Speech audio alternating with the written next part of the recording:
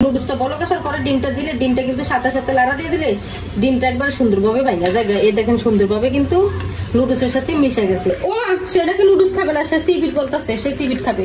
জানো তুমি কি ঘুরতে যাবে? কোথায় যাবে? সে এখন ঘুরতে যাবে, আমার আগে দুধ দিতেছে। জল কিন্তু আমি বেশি রাখি না, পটলের তরকারি বেশি জল রাখলে কিন্তু ভালো লাগে না আমার কাছে। আসসালামু আলাইকুম, সবাই কেমন আছেন? আশা করি সবাই ভালো আছেন। এই যে এই দিক দিয়ে আমি বসাইছি আমার জান পাখির জন্য নুডলস, আর এই যে এটা কিন্তু গাজর, এটা শাকা ছিল আমি দিয়ে দিছি। এখন কিন্তু এটা মানে পানি গরম হয়ে গেছে তো এখন গইলা গেছে গিয়া। এটা ফ্রিজে ছিল তো শক্ত হয়ে চাকা হয়ে ছিল। বক্সে কিন্তু আমি ফ্রিজে গাজর রাখছি, এই যে এখানে বক্সে। এখান থেকে যখন বাচ্চার জন্য নুডলস রান্না করি তখন এরকম এক চাকা করে দিয়ে দিই নুডলসের সাথে। আবার মাঝে মধ্যে দেইও না, অনেক সময় দেই অনেক সময় দেই না। আর এখানে কিন্তু আমি একটা ডিম ভাজি, এটা দিয়ে এখন আমি ভাত খাবো। এই দিক দিয়ে মাছ ভাজা রাখছি, রুই মাছ, এটা দিয়ে তরকারি রান্না করব। এখন বলক আসা বসতে নুডলসটা, এখন কিন্তু আমি দিয়ে দিব ডিম সাথে। ডিম দিয়ে ডিমটা ভেঙে দিব। ডিমটা কিন্তু আমি সাথে দিয়ে দিছি, দিয়ে সাথে সাথে কিন্তু লাড়া দিয়ে দিছি, কারণ এই যে নুডলসটা বলক আসার পরে ডিমটা দিলে ডিমটা কিন্তু সাথে সাথে লাড়া দিয়ে দিলে ডিমটা একবার সুন্দরভাবে ভাঙা যায়। এই দেখেন সুন্দরভাবে কিন্তু নুডলসের সাথে মিশে গেছে গিয়া।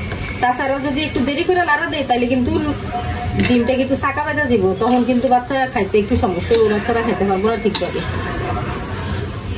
ছোট ছোট চাকা বাঁধলে সারে এভাবে এভাবে ছোট করে দেওয়া যায়, কিন্তু বড় যদি চাকা বেঁধে যায় তাহলে তো খাইতে একটু সমস্যা হয়, বুঝলেন না? নুডলসের সাথে দিয়ে সাথে সাথে লাড়া দিয়ে দিলে কিন্তু অনেক সুন্দরভাবে মিশে। আমি কিন্তু প্রথমে নুডলস আর গাজর, পানি, মানে সামান্য একটু মশলা এগুলা কিন্তু বসাইছি। ডিমটা তো এখন দিলাম দেখলেনি। আর এই দিকে আছে এই যে আমার জান পাখি এসে দাঁড়িয়ে আছে, এইদিকে যে পটল আর আছে বটবুটি। এই বটবুটি গুঁড়া চিংড়ি মাছ দিয়ে রান্না করবো, আর পটল দিয়ে রুই মাছ দিয়ে রান্না করবো। তুমি কি খাইতেছো? হ্যাঁ নুডলস। ও নুডলস খাইতেছে আমার জানো, কাঁচা নুডলস।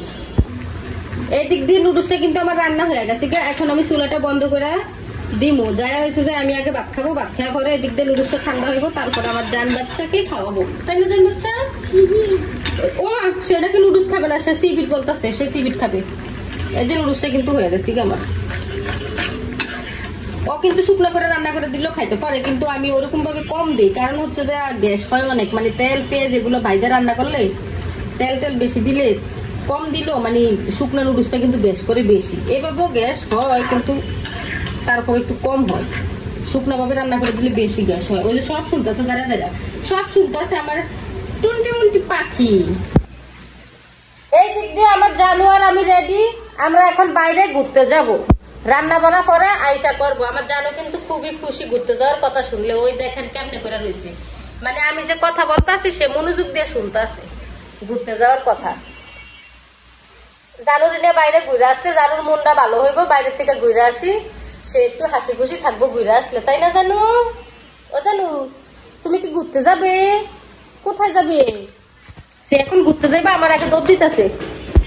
আর এই যে এইদিকে রান্না করে, এই যে পটল এভাবেই আছে, দুইটা চুলছিলাম আর বাকিগুলো আছে, আর এখানে বটবুটিও আছে। এগুলা আইসা পরে কাটা কুটা রান্না করবো। আগে একটু ঘুরে আসি, জান পাখিরে খুশি করে আসি। জান পাখি খুশি থাকলে আমিও খুশি।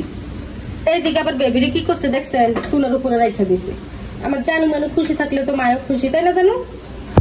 বাবা দিয়ে দাও, বাই বাই, আল্লাহ হাফেজ।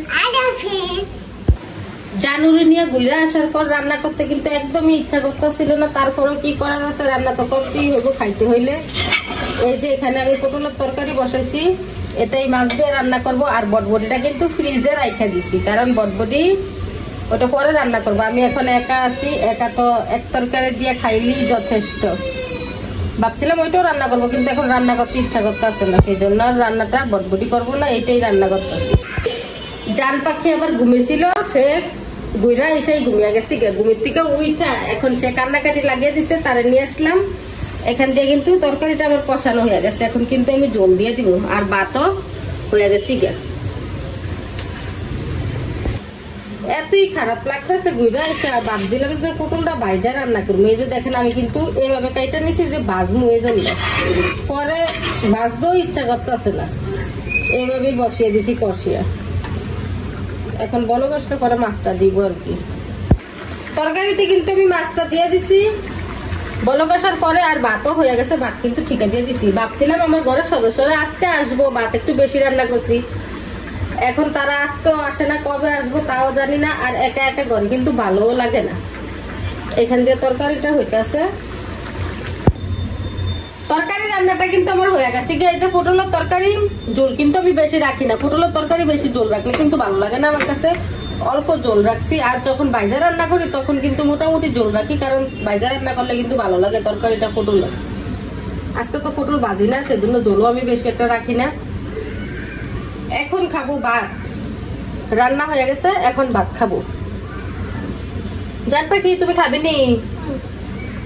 খাবে?